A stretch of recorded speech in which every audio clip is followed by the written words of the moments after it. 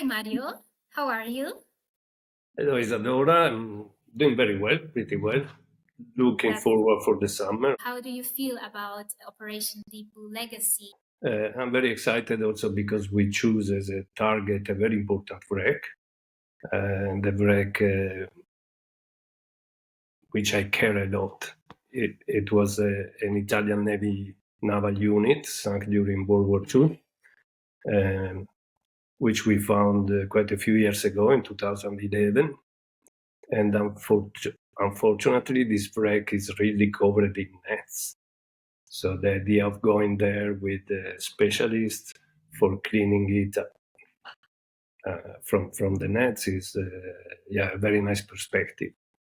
Actually, we tried to clean it a few times in the past, but there are so many nets that is discouraging. Every time we go there, we bring away something, but it's like taking water out of the sea. It never ends.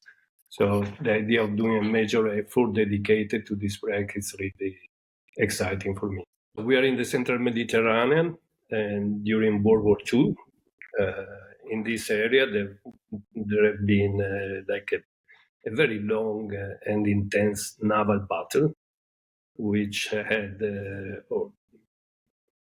in the center these convoys of merchant ships that were continuously going from Italy toward North Africa, toward Libya, and then toward Tunisia, in order to supply the troops that were fighting during the war in the desert.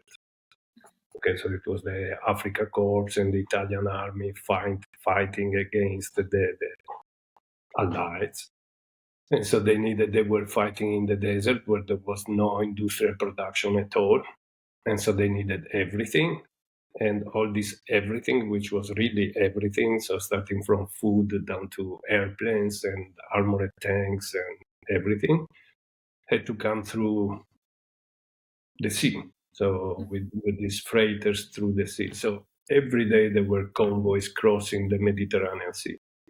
And of course, the Allied were doing all what they could in order to intercept these convoys at sea and to destroy them. So this gave, let's say, this animated this battle of convoys, which lasted for 3 years. It was 3 years of continuous fighting in the central Mediterranean Sea. And during these 3 years, several hundreds of ships were sunk. And unfortunately, also dozens of thousands of lives were lost. And now a lot of this is underwater. And this area is also characterized by the fact that a good part of it is at diveable depth. So it's like within 100, 150 meters with very vast areas which are actually within 50, 60, 70 meters. So all depth that we can dive on. So it's just a matter to locate the wrecks. So it says cultural, historical heritage. They're very spectacular. And I think they are an important heritage to know, to protect, to document, and everything.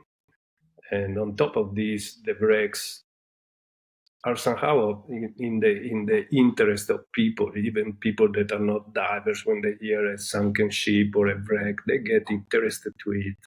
So it becomes also an opportunity to tell the story to people or the history to people, so to make people more aware of their recent history and of an important part of our recent history as Europeans, but for the whole world at the end of the day. What are actually photogrammetry models? How do you create them? And why do you actually create them? For what is it used afterwards? Mm-hmm. So the photogrammetry is a special technique for representing objects. It consists of shooting pictures of every part of the object, so of the whole areas of the objects, and then a software create a collage, a three-dimensional collage, so recognize the points that are common between different pictures and creates this three-dimensional model. So a huge amount of data to process. So it requires powerful computers, and the process for elaborating, like for doing the model of a ship, it takes days or weeks, sometime of processing time. But at the end, the result is really what you want to have for representing a shipwreck, because you get a 3D model of the wreck in the condition that it is now.